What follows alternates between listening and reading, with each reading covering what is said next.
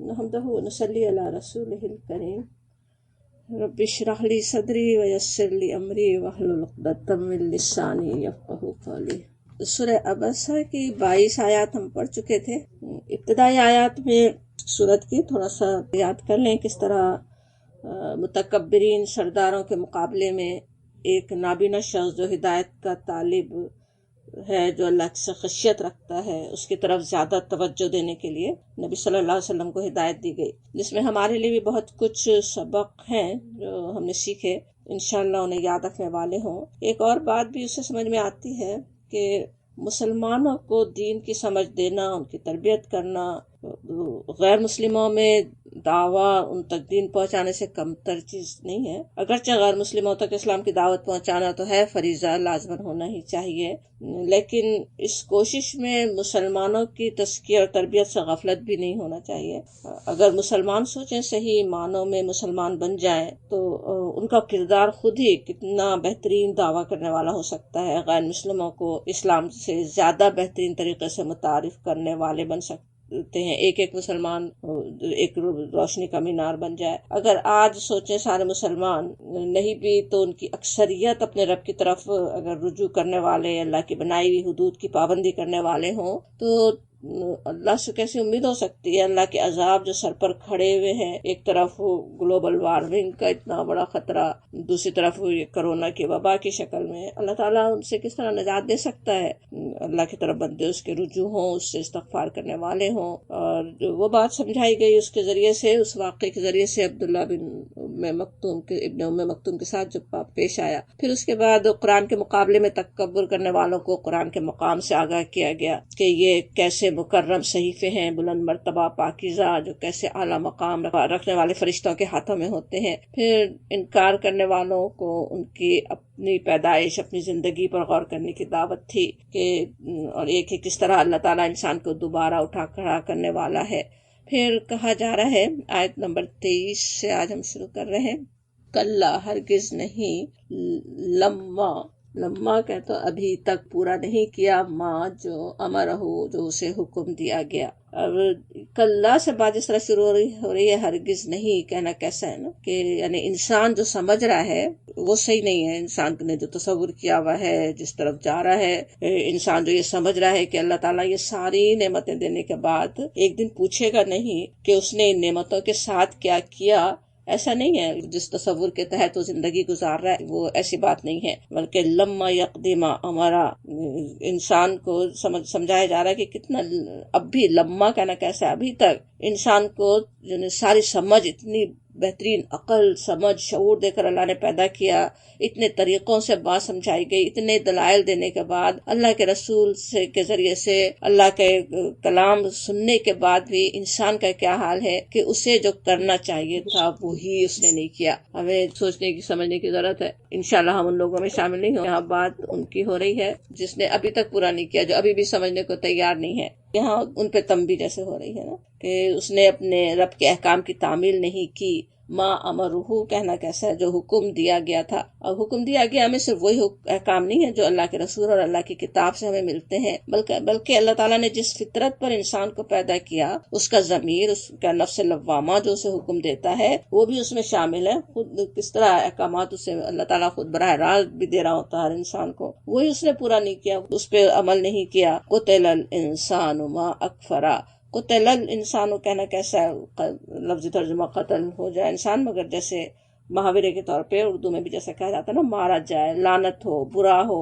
کس لیے اس کو لعنت بھیجی جا رہی ہے، کس لیے کہا جا رہا ہے کہ وہ برا ہو؟ الانسان کہا جا رہا ہے، لیکن ظاہر اس سے وہی انسان مراد ہے جو کفر کرنے والے ہوں۔ وہاں اکفرا کیسا کہنا کیا ہے، جو کیسا ناشکرا ہے۔ ایک طرف اللہ کی اتنی نعمتیں، ایک طرف اس کا یہ عمل ہے، اور کیسا وہ منکر حق ہے، حق کا انکار کرنے والا ہے۔ کس انسان پہ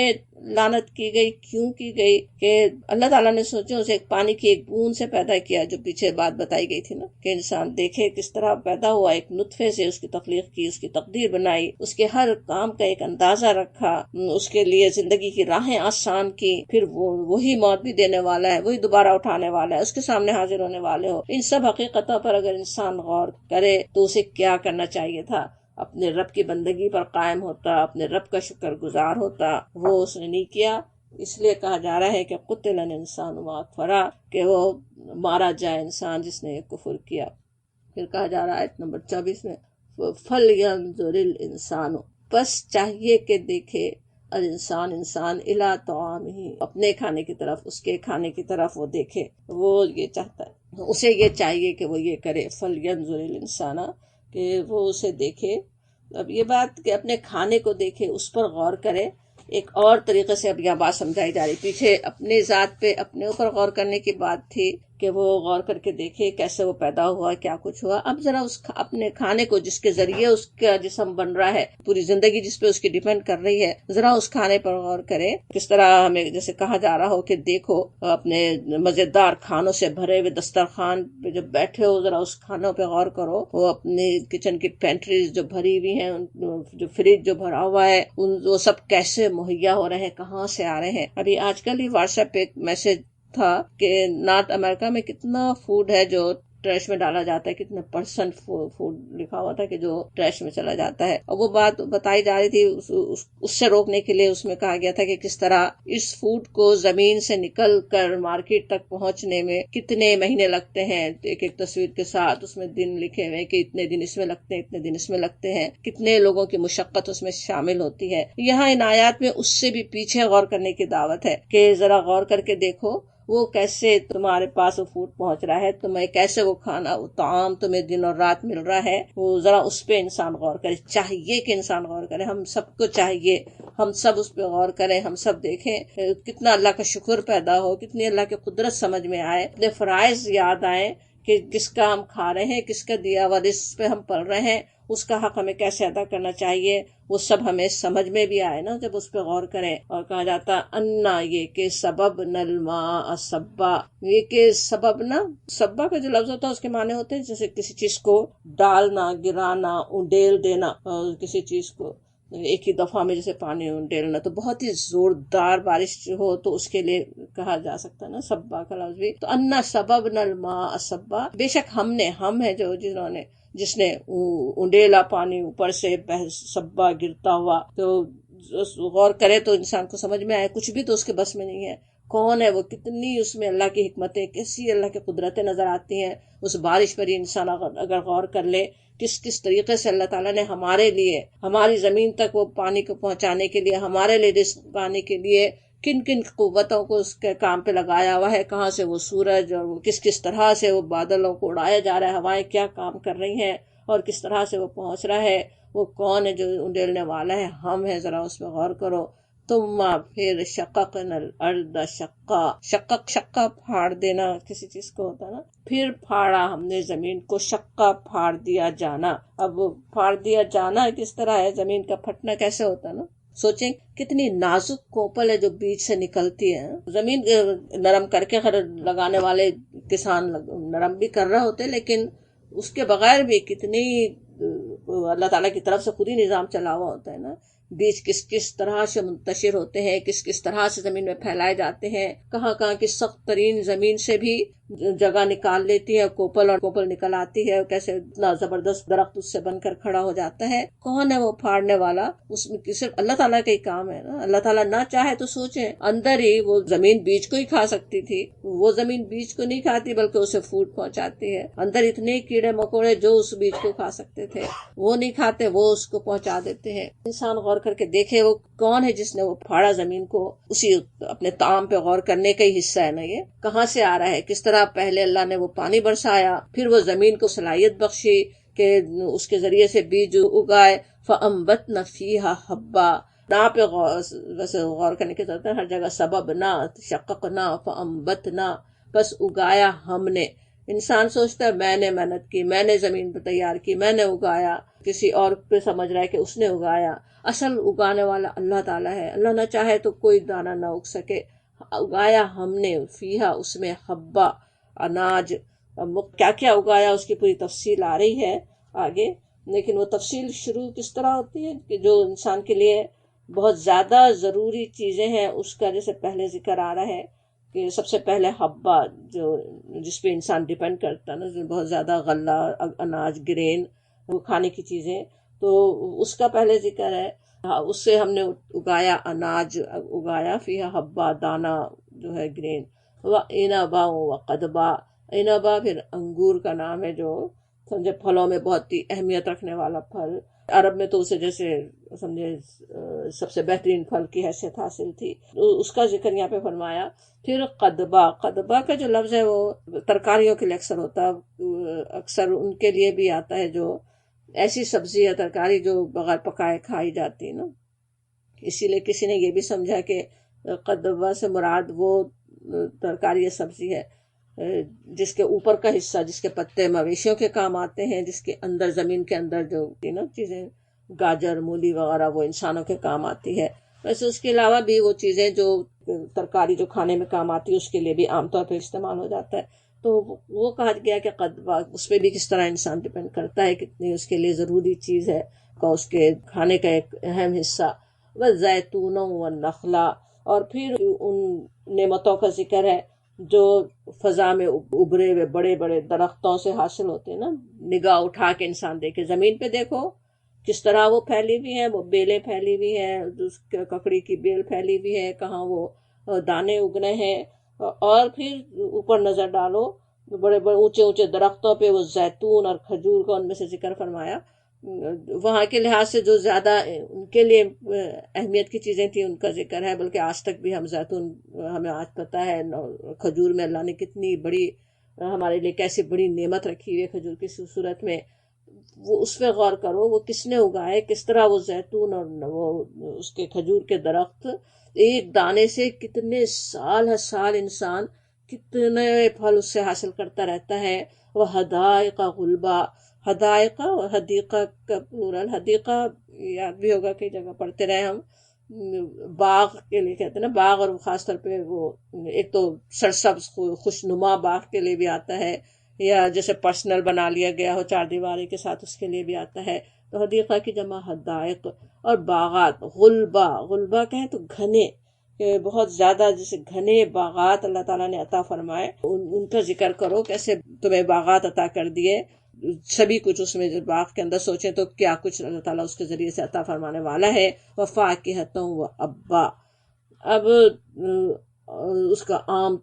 کر دیے، یعنی خاص خاص چیزوں کا ذکر تھا، پھر عام طور پہ جو انسان حاصل کرتا ہے۔ فاکہہ میووں کو کہا جاتا جس سے انسان مسرت محسوس کرتا کھا کر، بلکہ خوشی کے لیے، صرف مزے کے لیے جیسے کھا رہا ہوتا ہے نا، تو فاکہہ اللہ تعالیٰ نے اس کے لیے پیدا کیے، کس طرح سے کیسے کیسے میوے اس کے لیے اللہ تعالیٰ نے رکھے، ہر جگہ کے لیے مختلف قسم کے۔ اور ابا، ابا کہیں تو ابن کے معنی میں سے نبات، وہی اگنے والی چیزیں، اور شاداب گھاس بھی ہوتے ہیں نا، اسی سے چوپایوں کے جو کام آتے ہیں، مویشیوں کے جو کام آتا ہے، وہ بھوس بھی ہے جو غلے سے الگ کر لیا جاتا ہے نا، وہ جو بھوسا ان کو ملتا ہے، اور تازہ اور شاداب گھاس کے لیے بھی استعمال ہوتا۔ تو جس طرح انسانوں کے لیے فاکہہ ہے ان کے محبوب چیز، جو ان کو مزیدار لگنے والے پھل، اسی طرح مویشیوں کے لیے ابا ہے نا، جو ان کو پسند آئے، بہترین گھاس ان کے لیے اتاری، مویشی اس سے کھائیں، مویشی اس سے پلیں، انسان ان مویشیوں سے پھر فائدہ اٹھائے۔ متاع لکم ولانعامکم، متاع کیسی سامان زیست ہے، کس طرح زندگی کی متاع، زندگی کے فائدے اس میں اللہ نے تمہارے لیے رکھے، لکم تمہارے لیے، ولانعامکم اور تمہارے انعام کے لیے۔ تو یہ جو نباتات اگائیں ان میں پھر کتنے فائدے انسان خود براہ راست بھی اٹھاتا ہے، پھر اپنے مویشیوں کے ذریعے بھی، مویشی اس پر پلتے ہیں اور ان کے ذریعے سے وہ فائدہ اٹھاتا ہے۔ ذرا غور کرو کیا کیا اللہ نے، کیسا خوان بچھایا ہوا ہے تمہارے لیے زمین پر، کیا زبردست نعمتیں اللہ نے پھیلائی ہوئی ہیں، یہ ان سب پہ ذرا غور کرو، ان کو دیکھو جسے کہا جا رہا ہے۔ تو ایک طرف اللہ کی یہ نعمتیں ہیں، دوسری طرف بات کچھ اور بتائی نہیں جا رہی ہے، آگے اچانک قیامت کا نقشہ آ رہا ہے، خود انسان غور کر لے وہ کیا کر رہا ہے نعمتوں کو پا کر، وہ کیسے یہ ساری نعمتیں دینے والے کو بھولا ہوا ہے، کیسے اس نے ساری نعمتیں دینے والے کا شکر کا حق ہی ادا نہیں کرتا۔ فَإِذَا، پس جب، جاءت الصَّاخَّةُ، آئے گا، الصَّاخَّةُ آئے گی، الصَّاخَّةُ کہتے ہوتی ہے جو بہت ہی تیز آواز، جیسے کانوں کو بہرا کر دینے والی آواز، ایسی کڑک یا چیخ جو کانوں کو بہرا کر دے، اس سے بالکل ملتی جلتی صورت تھی نا سورہ نازعات پیچھے، وہاں پہ تھا کہ فَإِذَا جَاءَتِ الطَّامَّةُ الْكُبْرىٰ، تامہ جو پھیلی بھی، بہت زیادہ پھیلنے والی بہت ہی بڑی آفت۔ اب یہاں ہے کہ وہ جب ساخ آئے گا، ایک یعنی جو قیامت کا جو نفخ صور کہا جا سکتا کہ جو پھونکا جائے گا، بڑی آواز جو پیدا ہوگی، بگ بینگ سوچ لیں کہ جو دوبارہ جو ہونے والا ہے، تو وہ جب آئے گا تو اس وقت کیا ہوگا؟ اب قیامت کے آنے کا ظاہر ابتدا کیسے ہونی ہے؟ سور سے ہونی ہے نا، نفخ سور کہیں کہا گیا اسے، اب یہاں پہ اسی کو صاخہ کہا جا رہا ہے۔ تو وہ جب آئے گا تو پھر کیا ہوگا؟ ہر چیز کس طرح مختلف ہو جائے گی، اب دنیا جس بدلنا شروع ہو جائے اس وقت، یوما اس دن، یفر المرء، یفر کس طرح ہوتا ہے؟ فرار کرنا، بھاگنا کے لیے بھی کئی الفاظ ہیں، مگر فرار جیسے اردو میں کہتے ہیں نا، کسی سے ڈر کے بھاگنا، کسی سے بچنے کے لیے بھاگنا، تو یفرو بھاگے گا، المرء آدمی کے لیے بھی اور بھی لفظ ہیں، رجل کا بھی لفظ آتا ہے، لیکن المرء کہیں تو مراد یہ ہوتا ہے کہ مرد کی وہ صفت جس میں اس کے اخلاق کا، اس کے انسانیت کا اظہار ہوتا ہے نا، دوسروں کے کام آنے والا، دوسروں کے لیے کا خیال رکھنے والا، اپنی مردانگی سے دوسروں کی مدد کرنے والا۔ تو المرء کا یہاں پہ خاص طور پہ کہا گیا کہ وہ مرد، وہ جو دوسروں کے لیے، اپنے گھر والوں کے لیے سہارا بنا ہوا تھا، دوسروں کے لیے کام کرنے والا تھا، اس کا کیا حال ہوگا؟ وہ بھاگے گا من اخیہ، اپنے بھائی سے، اپنے ہی بھائی سے بھاگے گا، وہ امہ، اور اپنی ماں سے، وہ ابیہ، اور اپنے باپ سے، وہ صاحبتہ، اور اپنی بیوی سے، وہ بنیہ، اور اپنے بیٹے سے۔ اس طرح اپنے ہی رشتے داروں سے بھاگنے کی بات قرآن میں سے تو کئی جگہ آتی ہے نا، پیچھے سورہ معارج میں بھی بالکل ایسی ہی آیت تھی، اور بھی کئی جگہ،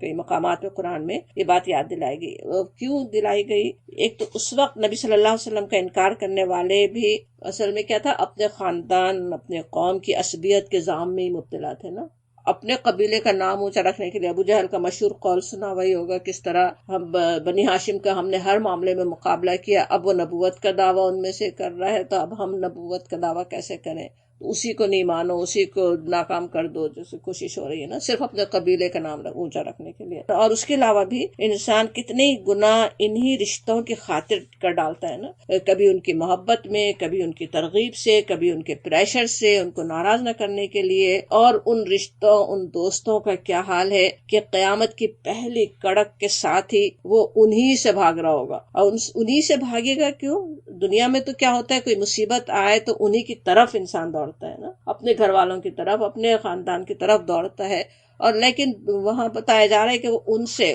ہی بھاگ رہا ہوگا، کیونکہ دنیا میں تو خود ایک دوسرے کو گمراہ کرتے رہے تھے نا، اب ڈر رہے ہوں گے کہ وہ ہم پر اپنے گناہوں کی ذمہ داری ڈال دیں گے۔ دنیا میں ویسے بھی انسان جن کے ساتھ رہتا بستا ہے، وہ جتنا زیادہ ساتھ ہو اتنی ان کے معاملے میں غلطیاں بھی ہوتی ہیں نا، ان کی حق تلفی بھی کرتا ہے، کتنی ہی زیادتیوں کا امکان ہو سکتا ہے، اور وہاں یہ ڈر ہوگا کہ وہ اپنا حق مانگیں گے، اور وہاں تو کیسی ہر ایک کو فکر پڑی ہوگی نا، اپنے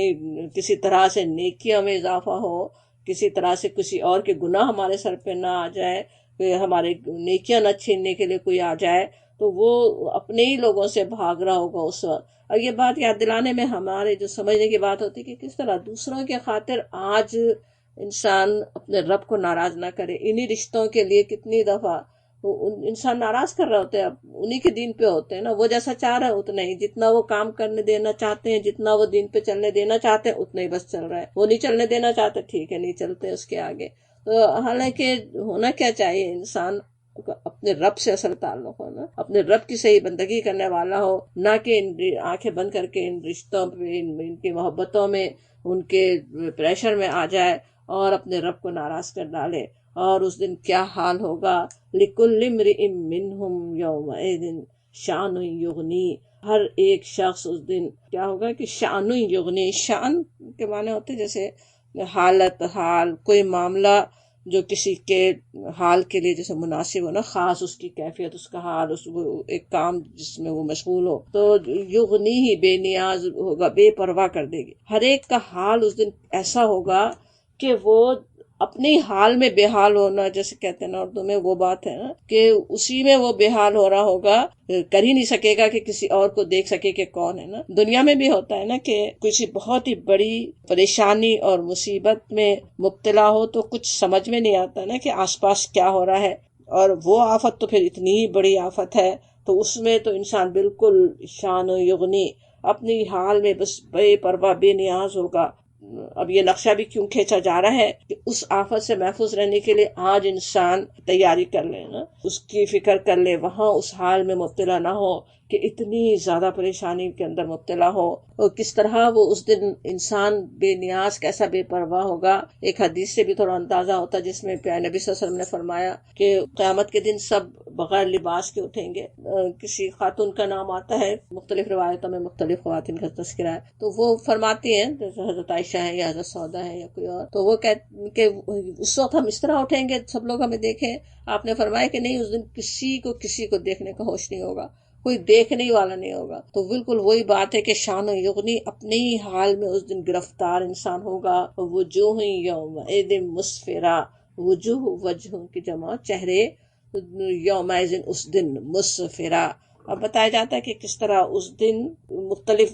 لوگوں کے جو مختلف احوال ہوں گے اس کا تذکرہ ہے۔ اس دن ان کے چہروں سے پتہ چل رہا ہوگا نا کہ اہل ایمان اور اہل کفر کے جو مختلف حال ہے وہ ان کے چہروں سے سمجھ میں صاف نظر آ رہا ہو۔ ان کی کیفیت پہلی چہرے کی کیا آتی ہے یہاں پہ؟ مسفرہ، سفرہ سے۔ سفرہ کے اصل معنی تو پردے کے اٹھنے کے ہوتے، کسی چیز کے کھلنے سے، اسی سے پھر وہ کئی طرح کے محاوروں میں بھی استعمال ہوتا۔ پیچھے بھی ایدی سفرہ بھی ہم نے پڑھا تھا، اس میں وہاں پہ اس کے معنی ہم نے سمجھے جو آئے تھے۔ اسفر الصبح کے معنی ہوتے ہیں صبح کا نکلنا، روشن ہونا۔ یہاں قیامت کے دن اہل ایمان کے چہروں کی کیفیت بتانے کے لیے آ رہا ہے کہ وہ کیسے روشن اور تابناک ہوں گے، خوشی سے کتنی بڑی کامیابی اب مل گئی انہیں، وہ تو بالکل جیسے روشن چہرے ہو رہے ہوں۔ اور مزید ان کی تعریف آتی ہے ضاحکۃ مستبشرہ۔ ضاحکہ بھی ضحکہ ہوتا ہے جیسے زور سے ہنسنے کا کہا جاتا، تو بہت ہی ان کی جو مسرت، جو جیسے خوشی پھوٹی پڑ رہی ہو کسی سے، تو نظر آتا نا، کبھی بچوں کو ہی دیکھیں تو سمجھ میں آتا کہ جو خوشی بہت زیادہ خوشی سے کبھی کس طرح پھوٹ پڑ رہی ہے، چہرے سے نظر آ رہی ہے، ہنسی بار بار آ رہی ہے، تو وہ چیز نظر آ رہی ہے کہ مسرت اور خوشی سے ان کے چہرے جیسے ہنستے ہوئے ہوں گے۔ مستبشرہ، بالکل شاداں، بشارت، ان کے چہرے پہ جیسے خوشی کی رمق نظر آ رہی ہے۔ حشاش، بشاش چہرے، ان کے چہروں کی بات کئی جگہ قرآن میں آتی ہے نا، کہیں ندرت النعیم کہا گیا، نعمتوں کے جیسے رونق ان کے چہروں پہ نظر آ رہی ہوگی۔ یہاں پہ مختلف الفاظ میں بہترین تعریف ان کے چہروں کی آ رہی ہے، جو اس دن کامیاب ہونے والے اللہ کے جو نیکوکار بندے ہیں ان کا یہ حال ہوگا۔ اور اس کے مقابلے میں جو دوسرے ہیں، جو اہل کفر ہیں، ان کا کیا حال ہوگا؟ وجوہ یومئذ علیہا غبرہ، اور چہرے اس دن علیہا ان پر غبرہ۔ غبرہ جو ہے وہ گرد کو، ڈسٹ ہوتے نا، باریک ڈسٹ، جیسے کہیں سے مٹی اڑا دی جائے تو جو بالکل باریک سے ذرات ہوا کے اندر ہوتے نا، جیسے اس میں سے روشنی گزرے تو اکثر نظر آتے ہیں، تو وہ ڈسٹ ہے، اس کو غبار جس کو اردو میں ہم کہتے ہیں۔ تو غبرہ کسی کے چہرے پہ غبار چھانا کیا ہوتا ہے نا، جیسے خاک آلود اردو میں کہتے ہیں نا، کہ بہت ہی کوئی پریشانی میں انتہائی ہو، تو کبھی چہرے ایسے دیکھے بھی ہوں گے، خصوصاً یہاں پہ جیسے کسی ظلم کا شکار ہوئے ہوئے ہوں تو کیا حالت چہروں کی ہو رہی ہوتی ہے، تو وہ حال ان کا ہو رہا ہو کہ جو غبار آلود چہرے ہوں۔ ترحقھا قطرہ، ترحقہ ہوتا ہے چھانا کسی چیز کا اوپر، ترحقھا چھا رہی ہوگی اس پر، ان کے چہرے پر۔ قطرہ، قطرہ کہتے ہیں سیاہی کو، دھوئیں کو اسے کہا جاتا قطرہ، دھوئیں جیسے رنگ والے گرد و غبار کو بھی کہا جاتا، تو جیسے سیاہ ہو رہا ہو نا تو غبار، اور وہ بھی سیاہ جیسے دھوئیں میں لگ کے جیسے چہرہ کوئی ہو جائے، انتہائی سخت اندر سے صدمہ ہو رہا تو جیسے چہرے کسی کے سیاہ پڑ جائے نا، وہ کیفیت یہاں بتائی جا رہی ہے۔ اللہ تعالیٰ اس سے ہمیں اپنی پناہ میں رکھے۔ اور یہ کس کا حال ہوگا؟ اولئک، یہ لوگ ہیں، ہم الکفرۃ الفجرہ، وہی جو کفرہ، جو منکر حق ہے، اور فجرہ، جو بدکار ہے، انکار کرتے تھے، زبان سے انکار کرتے تھے، اپنے عمل سے، اور پھر بدکاری کرنے والے تھے، برائی کرنے والے تھے، کھلی کھلی برائیوں میں مبتلا تھے، تو ان کا یہ حال اس دنوں کا۔ دنیا میں تو فسق و فجور میں لگے ہوئے تھے، ہنسی ٹھٹے کر رہے تھے، اللہ کے رسول کی بات کو اڑا رہے ہیں، اور وہاں یہ حال ہو رہا ہوگا کہ ان کے چہرے خاک آلود ہو رہے ہوں، اور سیاہی ان پر چھا رہی ہوگی۔ انشاءاللہ ان لوگوں میں اللہ تعالیٰ ہمیں اپنی رحمت سے شامل نہ فرمائے۔ اور پھر سورہ شروع ہو رہی ہے، سورہ تکویر۔ پیچھے سورہ النازعات اور سورہ عبسہ دونوں ایک جیسی صورتیں تھیں نا، اس میں تامہ اور ساخہ کے ناموں سے قیامت کی ہولناکی سے متنبع کیا گیا تھا۔ اب ان دو ایک جیسی صورتوں میں، سورہ تکویر اور سورہ انفطار میں، اس ہولناکی کی تفصیل ہے کہ آسمان زمین، اس کے درمیان اور انسان کے قریب اندر باہر ہر طرف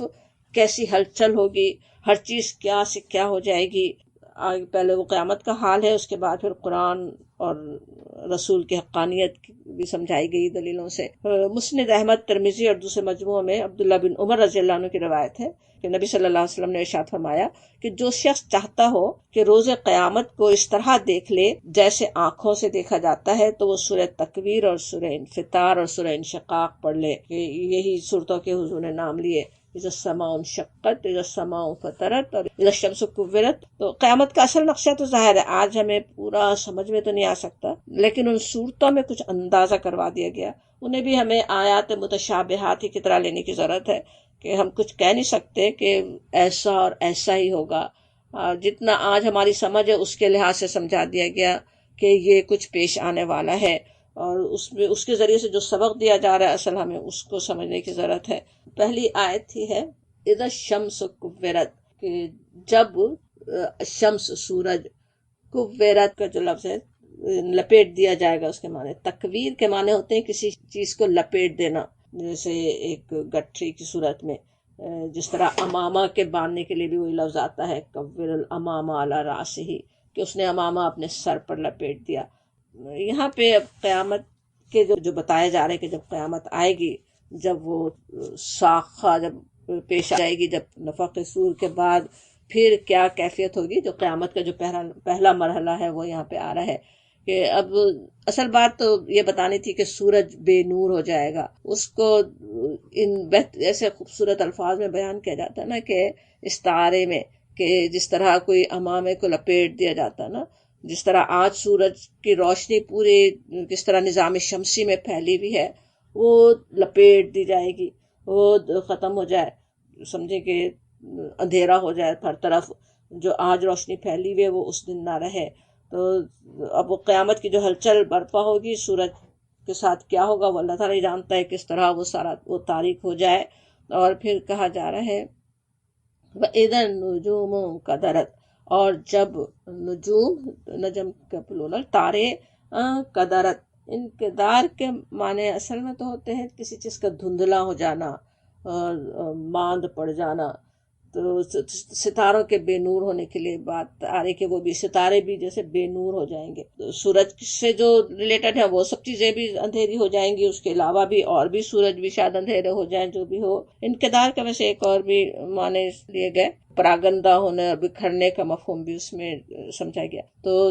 بکھر جائیں گے بھی اس کا ترجمہ اسی لیے آتا ہے کہ وَإِذَا النُّجُومُ انْكَدَرَتْ، جب تارے بکھر جائیں گے، یا یہ کہ تارے ماند پڑ جائیں گے، بے نور ہو جائیں گے۔ وَإِذَا الْجِبَالُ سُيِّرَتْ، اب یہ سورج اور ستاروں کی بات کرنے سے کیسے سمجھ میں آ رہا، جو اوپر کی پوری کائنات میں گڑبڑ ہو چکی ہے، وہ سب جیسی آج سورج اور ستارے جیسے چمک رہے ہیں وہ اس طرح نہیں چمک رہے ہوں گے، سب کچھ سے کچھ ہو گئے، وہ اندھیرے ہو گئے، تاریک ہو گئے۔ اور پھر دوسری طرف اب نیچے کی طرف آئے تو وَإِذَا الْجِبَالُ سُيِّرَتْ، اور جب پہاڑ سیرت چلائے جائیں گے۔ پہاڑوں کی بات پیچھے سورہ نازعات میں تھا کہ والجبال ارساہا، کس طرح زمین کے اندر گاڑ دیے گئے نا، وہ گڑے ہوئے مضبوط پہاڑ، وہ قیامت کے دن چلنے لگیں گے۔ پہاڑ جنہیں منکرین جو تھے وہ دکھا دکھا کر قیامت کو ناممکن ثابت کرنے کی کوشش کرتے تھے نا، کہ یہ اتنے مضبوط پہاڑ کہاں جائیں گے، تم جو قیامت کی بات کر رہا ہو وہ کیسے، وہ میدان ہو جائے گا کہتے ہو، وہ کیسے ہو جائے گا۔ تو بتایا جا رہا ہے کہ کس طرح وہی پہاڑ چلنے لگیں گے، زمین کی کشش ہو سکتا ختم ہو جائے، اور پہاڑ بادلوں کی طرح سے چلنے لگ جائیں، جیسے کوئی کشش ہی نہیں ہے، کوئی زمین نے اس کو پکڑا ہوا نہیں ہے، بے وزن ہو جاتی ہے نا، کشش نہیں ہو تو چیزیں بے وزن۔ دوسری جگہ اسی لیے اس کے رنگ برنگی اون کی طرح اڑنے کی بات بھی آتی ہے، اور کہیں آتا ہے کہ انہیں اللہ تعالیٰ دھول بنا کر اڑا دے گا۔ سورۃ طٰہٰ کی آیت 105 میں وَيَسْأَلُونَكَ عَنِ الْجِبَالِ، وہ پوچھتے ہیں کہ ان پہاڑوں کے متعلق، فَقُلْ يَنسِفُهَا رَبِّي نَسَفًا، تو میرا رب اسے دھول بنا کے اڑا دے گا۔ تو پہاڑ کا یہ حال ہو رہا ہوگا، اتنے زبردست قسم کے پہاڑوں کا۔ اور پھر بتایا جاتا اس کا تھوڑا اندازہ کروانے کے لیے کہ وہ کتنی بڑی آفت ہوگی، انسان پہ کیا اس وقت گزر رہی ہوگی، اس کا اندازہ کروانے کے لیے کہا جاتا وَإِذَا الْعِشَارُ عُطِّلَتْ، اور جب الاشار عطلت، عطلت کیسے جو چھوڑ دی جائے، معطل ہونا اردو میں ہم کہتے ہیں نا کسی چیز کو چھوڑ دینا، وہ چھوڑ دی جائے گی۔ اشار کا جو لفظ ہے اشارہ کی جمع ہے، اصل میں یہ لفظ اس اونٹنی کے لیے آتا جو 10 مہینے کی پریگننٹ ہے، سمجھے نا، حاملہ ہے، 10 ماہ کی، جیسے اب بس بچے کو جننے والی ہے، بچہ ہونے والا ہے، تو اس وقت کے سوچیں اس ایک عرب کے لیے وہ کتنی بڑی دولت تھی نا، جس انتہائی محبوب چیز، جس کی وہ اپنے جیسے جان پہ کھیل کے اس کی حفاظت کرنا چاہے، وہ اس کے لیے اتنی محبوب چیز تھی۔ سمجھیں جیسے انویسٹ کیا ہوا کسی بزنس میں انویسٹمنٹ ہو، اس سے اب نفع ملنے والا ہے نا، اس کے اولادیں ہوں گی اور بڑھے گی دولت، وہ خود اتنی بڑی دولت ہے، کیا کچھ اس پہ اس کی زندگی ڈیپینڈ ہے، پھر اور اس میں اضافہ ہونے والا ہے، تو وہ کتنی زیادہ وہ حفاظت کرتے تھے۔ وہ معطل کی بھی ہوگی، وہ چھوڑی بھی ہوگی، وہ کوئی اس کا پوچھنے والا نہیں ہے، تو یعنی اتنا وہ ہلچل ایسی ہوگی، ایسا انسان کا حال ہوگا۔ ایک زلزلہ ہی سوچیں، آج ذرا سا زلزلہ جو آتا ہے زمین پہ، اسی میں کیا ہے، انسان کو ہوش بھی نہیں ہوتا، جا کے اپنا زیور تک اٹھا لے، اپنا پرس تک اٹھا لے، اس کا بھی ہوش نہیں ہوگا، زندگی بچانے کے لیے بلڈنگ سے جلدی سے نکل کے بھاگنا چاہے، تو وہ تو پھر قیامت کا زلزلہ ہے، اس میں تو پھر بڑی سے بڑی دولت کی کیا انسان کو پرواہ۔ وہ اندازہ یہاں پہ کروایا گیا کہ وہ اونٹنی تک، ایسی اونٹنی تک چھوڑ دی جائے گی۔ وَإِذَا الْوُحُوشُ حُشِرَتْ، وحوش جو تو وحشی جانوروں پہ، یعنی انسان تو ہال میں آئے ہوئے ہوں گے، پریشانی میں جو ہوں گے، وحشی جانوروں پر بھی ایسی کیفیت ہوگی کہ وہ جسے بھول جائیں، وحشی جانور ایک دوسرے کے قریب ہی آ جائے۔ وحشی تو ہوتے وہ کیا ہوتا ہے، وحشت کیا ہوتا ہے، ایک دوسرے سے بھاگنا ہوتا ہے نا، اسی سے وحشی جانور ہے، ایک دوسرے کے دشمن ہے، ایک کو دوسرے شکار کرنا ہے، دوسروں کو شکار کر رہے ہوتے جانوروں کو، وہ شکار کرنے والا بھول جائے کہ اس کی شکار سامنے ہے، وہ سب کے سب جمع ہو جائیں، حشرت اکٹھے ہو جائیں گے اپنے بچنے کے لیے، کہیں جیسے پناہ ڈھونڈ رہے ہیں، اور سب کے سب اکٹھے ہو جائیں گے۔ یہ بھی وہی اس وقت کے جو قیامت کے جو زبردست پریشانی کا عالم ہوگا، اس کا اندازہ کروایا گیا اس آیت میں بھی، کہ وہ سارے جنگلی جانور جمع ہو جائیں گے۔ وَإِذَا الْبِحَارُ سُجِّرَتْ، اور جس دن سمندر، سجرہ کا جو لفظ ہے، تسجیر کے اصل معنی تو ہوتے ہیں تنور کو جیسے ایندھن سے بھر کر بھڑکا دینا، تندور ہوتے تھے نا جس میں روٹیاں پکائی جائے، ان کو بھڑکایا جائے تو اس کو تسجیر کہا جاتا۔ پھر اسی سے دریا اور سمندروں کی طغیانی کے لیے بھی وہ لفظ آنے لگا، بے قابو ہو کر اپنے حدود سے نکل جائیں دریا اور سمندر، تو اس کے لیے یہاں پہ کہا جا رہا ہے وَإِذَا الْبِحَارُ سُجِّرَتْ، تو اس کے ایک معنی تو یہی لے گئے کہ اور جب جیسے سمندر ابل پڑیں گے، پانی نکل کے اپنی حدود سے باہر نکل جائے، سارا پانی اپنی حدود سے باہر زمین پر آنے لگے، ایک تو یہ مطلب سمجھا گیا۔ اگلی صورت میں بہار و فجرت ہے، پھاڑ دیا جائے گے وہاں پہ جیسے کہا گیا نا، تو اس میں بھی جیسے قیامت کی ہلچل برپا ہو رہی ہے سمندروں میں بھی، ایک تو یہ سمجھ میں آ رہا ہے۔ دوسرے معنی ویسے تسجیر کے یہ بھی لیے گئے، جیسے ابھی ہم سمجھ رہے تھے نا، آگ بھڑکانے کو کہتے تندور میں، تو اس کے لٹرلی معنی بھی لیے گئے کہ آگ ہی بھڑک جائے گی سمندروں میں۔ اب آگ کیسے بھڑکے گی، اس کی کئی صورتیں ہو سکتی ہیں، اللہ تعالیٰ ہی جانتا ہے کہ کیا ہونے والا ہے۔ نیچے سے لاوا ہی کھولتا ہوا لاوا نکل آئے، ایک طرف سے پیٹرولیم نکل آئے، یا پانی ہائیڈروجن اور آکسیجن میں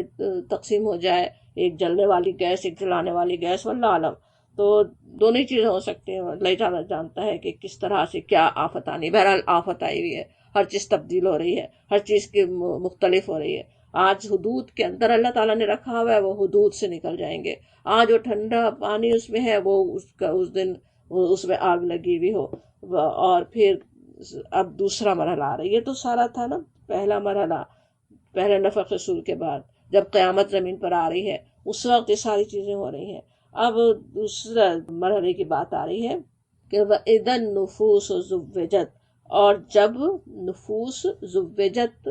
جوڑ دیے جائیں، ملا دیے جائیں۔ اب نفوس و زوجت کو بھی کئی طرح سمجھا گیا، مختلف طریقے سے سمجھا گیا۔ ایک تو معنی جو زیادہ تر سمجھے بھی گئے کہ مختلف قسم کے گروہ بندی ہو جائے گی نا وہاں پہ، ازواج گروہوں کو بھی کہتے ہیں نا۔ سورہ واقعہ میں کس طرح کہا گیا وَكُنْتُمْ أَزْوَاجًا ثَلَاثًا، اور تم ہو جاؤ گے 3 گروہوں میں، اور وہاں پھر ان کی پوری تفصیل بھی ہے نا، کون کون سے 3 گروہ ہوں گے، اصحاب المیمنہ، اصحاب المشأمہ، اصحاب المقربون، وہ سابقون السابقون، تو وہ مختلف اس طرح کے گروہ ہو جائیں گے. ایک تو یہ سمجھا گیا. ایک بات یہ بھی ہے کہ جیسے اعمال کرنے والے ہوں، ایک جیسے اعمال کرنے والے ہیں، ان کا ایک گروہ ہونا. دنیا میں سوچیں جن سے محبتیں تھیں، جن کی طرح کے اعمال کرتے تھے، انہی کے ساتھ آخرت میں بھی ہوں گے. جن کو فالو کرتے تھے، جن کے پیچھے تھے، جن کے پیچھے ہر وقت لگے ہوئے تھے. آج تو کس طرح سے فالو انسان ایک دوسرے کو کر رہے ہیں نا. کہیں کوئی ٹویٹر پہ فالو کر رہا ہے، کوئی فیس بک پہ کسی کو فالو کر رہا ہے، چاہے دیکھے بھی نہ ہو. لیکن جن لوگوں کو پسند کر رہے ہیں، جن سے محبتیں ہیں، جن سے تعلق ہے، وہی ان کے گروہ بن جائیں گے، وہ ان کے ساتھ ہوں گے. ایک اور مطلب بھی جو سمجھا گیا، زیادہ بلکہ سمجھ میں آتا ہے کہ وَإِذَا النُّفُوسُ زُوِّجَتْ کہنے سے کہ موت کے وقت کس طرح انسان کے جسم سے روح نکال لی جاتی ہے نا، تو اور اب دوبارہ وہ روح اور جسم کا ملاپ ہو رہا ہے. انسان اسی طرح جسم اور روح کے ساتھ زندہ کیے جائیں گے. یہ بھی ایک غلط فہمی لوگوں میں پائی جاتی نا، جیسے اس وقت کوئی روح صرف ہوگی، روح پہ سب کچھ ہو رہا ہو. ایسا نہیں ہے، بلکہ جس زمین سے اٹھ رہے ہیں، وہ بھی کئی جگہ اس کی تو ساری ہم نے تفصیلات پڑھی، اور پھر ان کو روح عطا کر دی جائے، وہ روح اور جسم دوبارہ سے مل جائے. تو اس کے لیے بھی یہ بات ہو سکتی ہے وَإِذَا النُّفُوسُ زُوِّجَتْ، روحیں ملا دی جائیں گی، اپنے جسموں سے ملا دی جائیں. اور اب حساب کتاب کا مرحلہ پیش آ رہا ہے. اب حساب کتاب کا مرحلہ پیش آنے جب آئے گا تو اس کے لیے آتا ہے وَإِذَا الْمَوْءُودَةُ سُئِلَتْ، اور جب مؤودہ کے معنی ہے زندہ گاڑی ہوئی بچی، جس کو بچیوں کو زندہ دفن کر دیتے تھے نا، تو مؤودہ جو زندہ، جس کو درگور کی گئی، زندہ گاڑی گئی، جب اس سے پوچھا جائے گا، مؤودہ سے پوچھا جائے گا جو زندہ دفن کی گئی تھی، سئلت پوچھا جائے گا. اس جملے میں، ان الفاظ میں اللہ تعالیٰ کا سخت غضب جھلک رہا ہے نا. وہ جس نے اپنی معصوم بچی پہ اتنا بڑا ظلم کیا تھا، اللہ تعالیٰ اس سے تو اتنا سخت ناراض ہے، اس سے پوچھنا بھی نہیں چاہتا، ان سے بات بھی نہیں اللہ تعالیٰ کرنا چاہتا. اور پوچھا جائے گا، اس بچی سے پوچھا جائے گا نا. یہ بھی سمجھ میں آتا ہے کہ جو دنیا میں سب سے زیادہ بے بس اور کمزور تھے، ان کی داد رسی سب سے پہلے ہوگی نا. دنیا کی عدالت میں تو جو اتنا ناحق قتل ہوا تھا، اس کا کوئی مقدمہ ہی نہیں تھا، کسی عدالت میں وہ بات گئی نہیں، کوئی فیصلہ نہیں ہوا، کوئی انصاف نہیں کیا گیا. اب وہاں اللہ کی عدالت میں وہ فیصلہ ہونے والا ہے نا. اب وہ بچیاں کیوں قتل کی جاتی تھیں، کیا کیا طریقے اس میں رائج تھے، کیا کیا اس کے لیے بہانے تھے، ہم پیچھے کئی دفعہ سمجھتے رہے ہیں. سب میں نہیں تھا، ویسے کچھ قبائل ایسے تھے، جاہل قبائل، جن میں یہ طریقہ تھا نا کہ وہ اس پہ فخر کرتے تھے، بچوں کو زندہ دفن کر دینے پہ. بہانہ ہی ہوتا تھا، اصل تو جان چھڑانا چاہتے تھے ان کو پالنے سے. تو اسی وجہ سے ہم دیکھتے ہیں کہ بہت ساری احادیث ہیں جس میں بہت ہی ترغیب ملتی ہے نا اپنی بچیوں کی پرورش کی. مشہور حدیث یاد بھی ہوگی کہ کس طرح اپنی بچیوں کی پرورش کرنے والا میرے قریب تو ہوگا. اور بھی کئی احادیث ہیں جو انشاءاللہ یاد بھی ہوں گی، اب دیکھ سکتے ہیں. تو اب یہ تو اس وقت ہوتا تھا، لیکن یہ جرم صرف اس جہالت کے دور میں ہی نہیں تھا. آج ماڈرن جو جہالت ہے، جو جدید جہالت ہے، اس کے لیے بھی ماڈرن طریقے انسان نے ایجاد کر لیے نا. انڈیا اور چائنا میں خصوصاً لاکھوں کروڑوں کی تعداد میں دنیا میں آنے سے پہلے انہیں مار ڈالا جاتا ہے نا. کچھ سالوں پہلے خبریں آ بھی رہی تھی کہ کس طرح خود انڈیا کی خبریں کہ کتنے ہزاروں اس طرح کے پڑے ہوئے نا جن کو پہلے نکال دیا گیا ہو، ابورٹ کر دیا گیا ہو بچیوں کو. تو پچھلے سال کچھ سالوں میں پہلے پاکستان سے بھی اسی طرح کی خبریں آ رہی تھی، اللہ تعالیٰ پناہ میں رکھے. تو وہ بات اصل میں تو ویسے مظلوم کی داد رسی کی ہے نا. دنیا میں جسے انصاف نہیں ملتا، یہاں بھی سوچیں دن رات جو قتل ہو رہے ہوں، جن کی کوئی داد رسی نہیں ہوتی. کوئی اس معصوم ہے، کوئی بلیک بچہ کوئی بس کھیلنے کے لیے جا رہا ہے، کوئی گروسی کر کے آ رہا ہے، اور وہ کیوں مار دیا گیا، اللہ تعالیٰ اسی سے پوچھیں گے کہ کس جرم میں تو قتل کیا گیا تھا. تو اسی طرح کسی کے ساتھ بھی جو زیادتی کی گئی ہو، وہاں اللہ تعالیٰ اس سے پوچھ رہے ہوں گے، اس سے اللہ تعالیٰ کی عدالت میں وہاں فیصلے ہونے والے ہیں. بِأَيِّ ذَنبٍ قُتِلَتْ، کس جرم میں تو قتل کی گئی، اس سے پوچھا جا رہا ہوگا. کہ ظاہر ہے کچھ جرم اس کا نہیں تھا، وہ ظاہر کرنے کے لیے کہا جا رہا ہے کہ کس جرم میں تو قتل کی گئی. وَإِذَا الصُّحُفُ نُشِرَتْ، اور جب صحیفے اعمال نامے نشر کر دیے جائیں گے، ان کو دے دیا جائے گا صحیفے، کون سے صحیفے ہیں؟ وہ جو ہم اپنی کتاب زندگی میں روزانہ درج کر رہے ہیں، اس میں روزانہ کتاب لکھی جا رہی ہے ہماری ہر لمحے میں، وہ نشر ہو جائے گی، وہ اس دن اب چھپ چکی، وہ سامنے آ گئی، وہ ہاتھ میں آ جائے گی۔ وہ عزت صحف و نشرت، جب صحیفے کھولے جائیں گے، وہ سارے دفتروں کے دفتر بنے ہوئے ہیں نا، جو دنیا میں انسان نے کیا وہ سامنے آنے والا ہے۔ کس طرح ایک خود ہم اللہ سے ڈرنے والے ہیں، الحمدللہ اللہ کی بندگی کرنے والے ہیں، لیکن ہمیں کوئی اگر ہمارے 1 گھنٹے کی بھی مووی بنا کے دکھانا چاہے تو ہمیں پتہ نہیں کتنی شرم آ رہی ہو کہ ہمیں پتہ نہیں ہے اور مووی بن رہی ہو، اور وہاں تو پوری زندگی کے وہ داستان وہاں پہ سامنے آنے والی ہے۔ اس کے لیے آج انسان تیاری کرے، محتاط رہے کہ وہاں شرمندہ نہ ہونا پڑے۔ وَإِذَا السَّمَاءُ كُشِطَتْ، اور جب آسمان کی کھال کھینچ لی جائے گی۔ کشتت جو ہے کشتا کے مثل معنی ہوتے کسی چیز کو اوپر سے اس چیز اتار دینا، جس سے وہ ڈھکی ہوئی ہو نا، تو اسی سے پھر کھال کھینچنے کے لیے بھی آتا ہے، کسی جانور کی جیسے کھال اتار دی گئی ہو، تو کھال اتار دی گئی تو پھر کیسے سرخ سرخ اور کیسا نظر آ رہا ہوتا ہے نا، اسی سے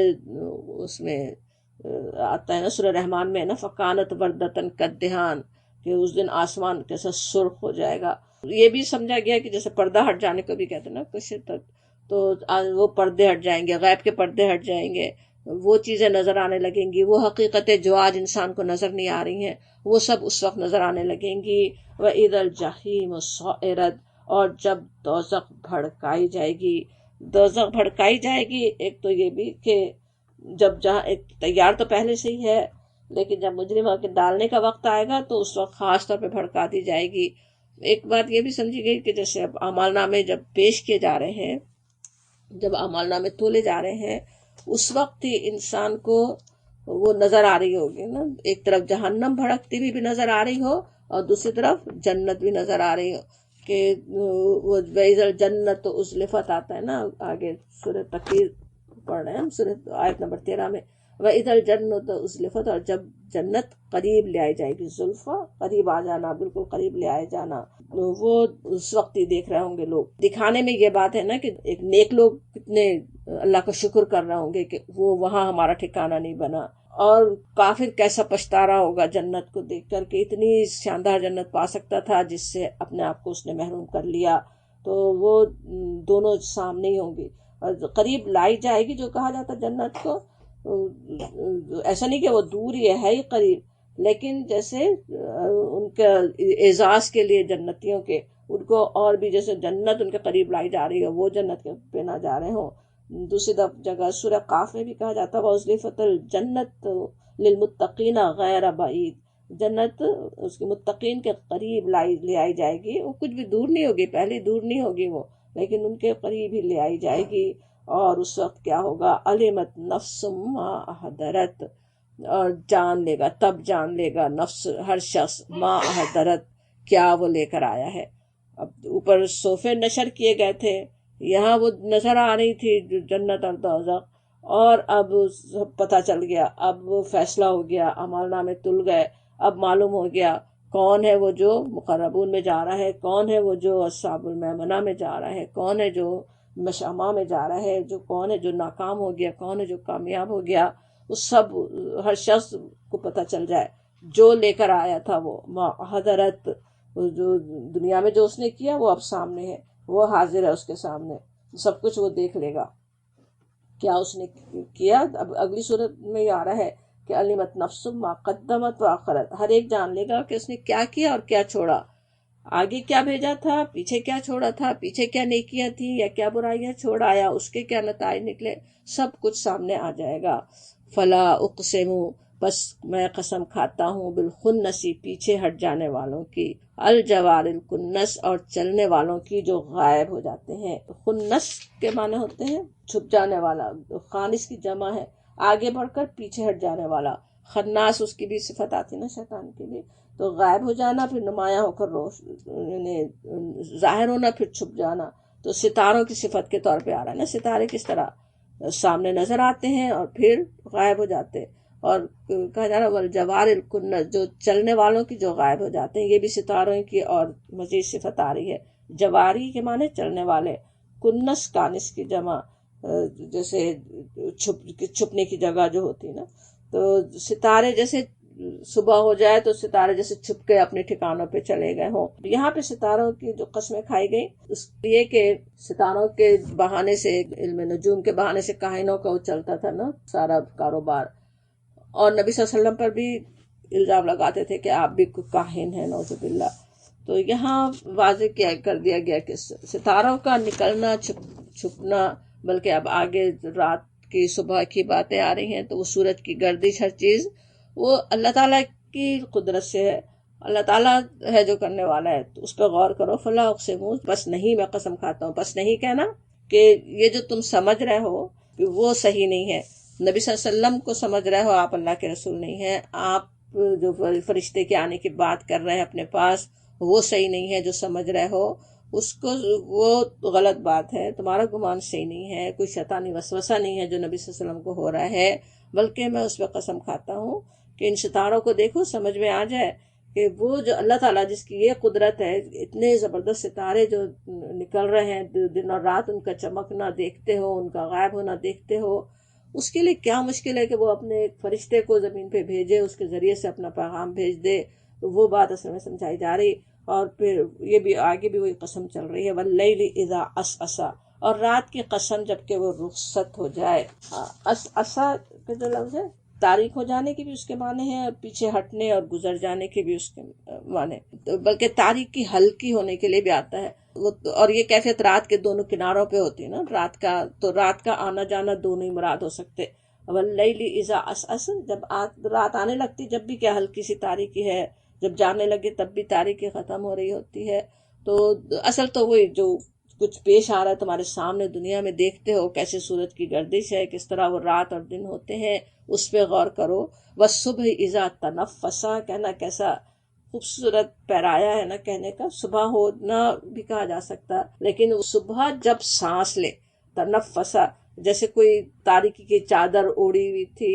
وہ ہٹا دی گئی، اب صبح اس میں سے نمودار ہو رہی ہے. ویسے بھی یہ کہ صبح کا سانس لینا جیسے کہا جا رہا ہے، ہر چیز ہی صبح جیسے سانس لے رہی ہوتی ہے نا، کتنے جاندار اور انسان دوبارہ انہیں زندگی مل رہی ہے، دوبارہ دنیا میں آ رہے ہیں. جیسے والصبح اذا تنفس، اور صبح کی قسم کھائے تو وہی غور کرنے کے لیے ہوتا ہے نا. غور کرو، دیکھو کیسے اللہ تعالیٰ کی قدرتیں ہیں، اور یہ ساری چیزیں کس بات پہ گواہی دے رہی ہیں. انہو، بے شک وہ، لقول رسول کریم، تاکید کا قول ہے، کلام ہے رسول کریم کا. یہاں پہ رسول کریم کس کو کہا گیا؟ اگلی آیتوں سے اشارہ ملتا ہے کہ وہ جبرائیل علیہ السلام کو کہا جا رہا ہے کہ وہ رسول پیغامبر ہے نا، وہ پیغام لے کر آئے. اور کریم، بہت ہی عزت والے، اللہ کے پاس ان کا ایک بڑا مقام ہے، وہ رسول کریم ہے. اور ان کی مزید صفات آتی ہیں، ذی قوت عند ذی العرش مکین.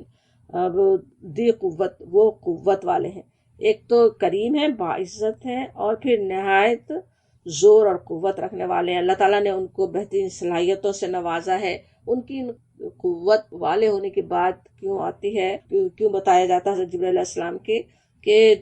کوئی دوسری شیطانی طاقتیں انہیں کوئی مغلوب نہیں کر سکتی، ان پہ قابو نہیں پا سکتی، کہ وہ جو ان کو فریضہ انجام دینا ہے پوری حفاظت سے، وہ پوری امانت کے ساتھ وہ لا کر نبی صلی اللہ علیہ وسلم تک پہنچا رہے ہیں.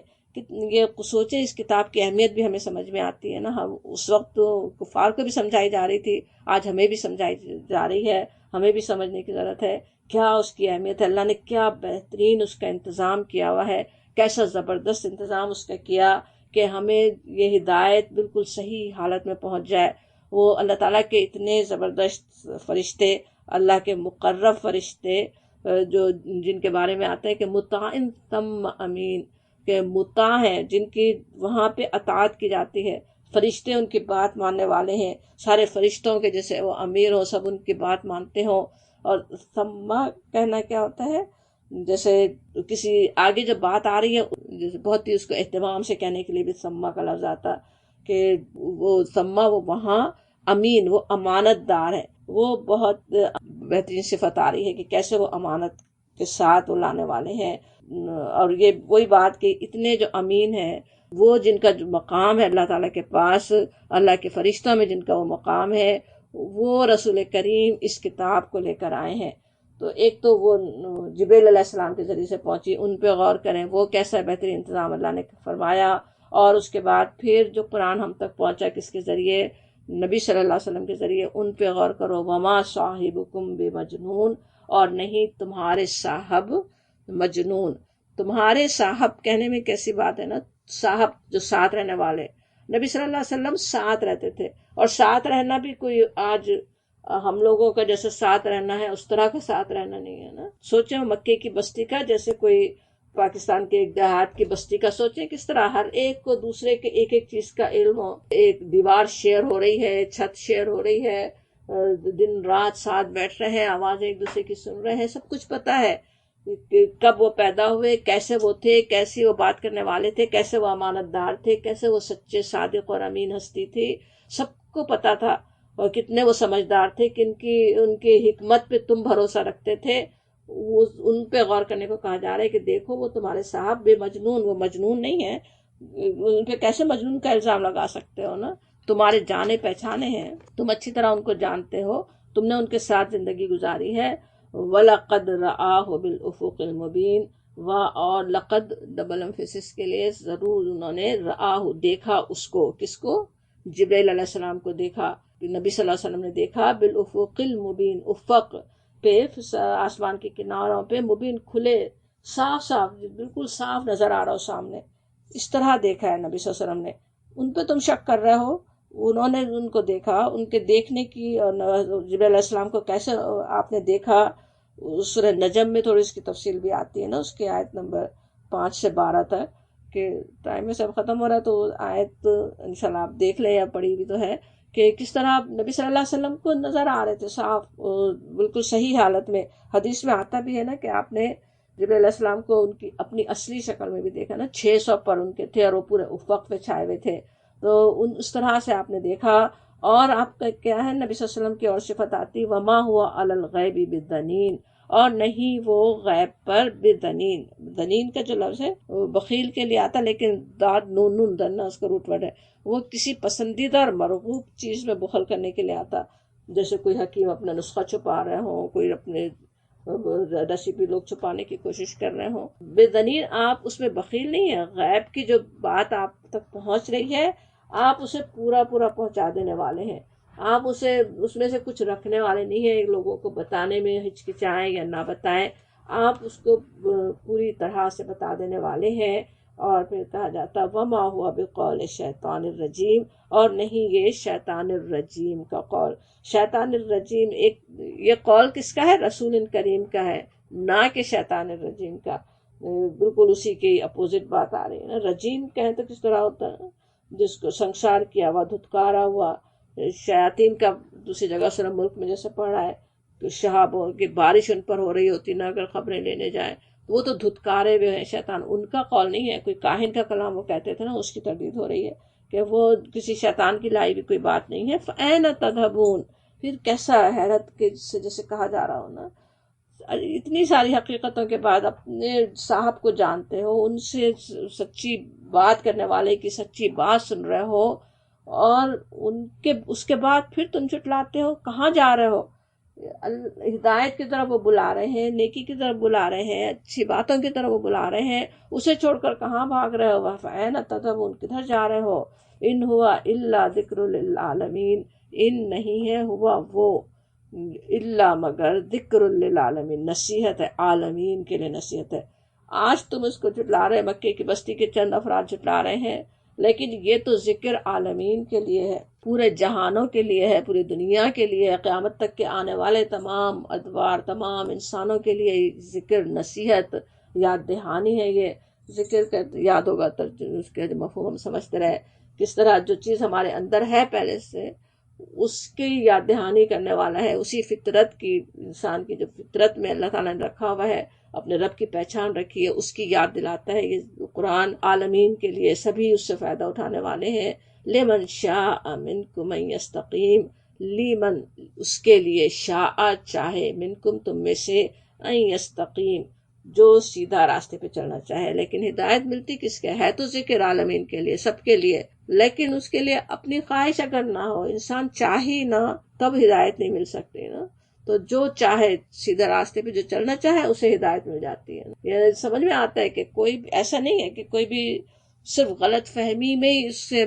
یعنی کافر بن جائے، غلط فہمی میں انکار کرے۔ اگر صحیح معنوں میں کوئی ہدایت پانا چاہتا ہے، مل جاتی ہے اسے ہدایت نا۔ اللہ تعالیٰ تو پہنچانے کے خود انتظامات فرما دیتا ہے نا، تو اس کو تو سیدھا راستہ مل جاتا ہے جو چاہتا ہے۔ وما تشاءون، اور نہیں تم چاہو گے، الا مگر ان یشاء اللہ، جو چاہے اللہ، رب العالمین، رب سارے جہانوں کا پروردگار، اس کے چاہنے سے اثر ملتا ہے نا۔ اور اللہ کا چاہنا جو ہے وہ علیم الحکیم ہے، اللہ تعالیٰ لطیف الخبیر ہے، اس کی بنا پہ اس کا چاہنا ہوتا ہے نا۔ اللہ کو پتہ ہے کون ہے جس کے اندر طلب ہے، کون ہے جو ٹھکرانے والا ہے، کون ہے جو اس کی قدر نہیں کرتا ہے، کون ہے جو ہدایت کا طالب ہے، اسے اللہ تعالیٰ ہدایت دے دیتا ہے نا۔ یہ بات آخر میں آنا کیسے نبی صلی اللہ علیہ وسلم کے لیے تسلی کے لیے بھی ہے نا، کہ تم ہدایت نہیں دے سکتے، تم کتنی کوشش کر لو، تم یہ ہے تو ذکر ہے اللہ عالمین کے لیے ہے، وہ تو اس میں تو کوئی خرابی نہیں ہے، اس میں کوئی کمی نہیں ہے، ایک ایک بات صحیح طریقے سے سمجھا دینے والی کتاب ہے۔ لیکن جو نہیں مان رہے وہ ان کے اپنی وجہ سے، کیونکہ وہ نہیں چاہتے سیدھے راستے پہ آنا، اور اس وجہ سے اللہ بھی ان کو چھوڑ دیتا ہے، اللہ تعالیٰ بھی ان کے لیے نہیں چاہتا۔ وہ جو رب العالمین ہے، جہانوں کا پروردگار ہے، وہ اپنے بندوں کو ہدایت دینے والا ہے، ہدایت پہنچاتا ہے، ہدایت کے اتنے انتظامات فرماتا ہے، اتنے اہتمام کے ساتھ ہدایت پہنچاتا ہے، لیکن جب لوگ اس کی جو ناقدری کریں، جو اسے ٹھکرائیں، پھر ان کو ہدایت نہیں ملتی۔ اللہ تعالیٰ اپنی رحمت سے ہمیں اس ہدایت کو پانے والوں میں شامل فرمائے، اور ایک کتاب جتنی یہ ذکر جتنا قابل قدر ہے، اس کی ویسی قدر انشاءاللہ ہم کرنے والے ہوں، ہماری زندگیوں میں اس کتاب کا وہی مقام ہو جیسا کہ ہونا چاہیے۔ وآخر دعوانا الحمدللہ رب العالمین۔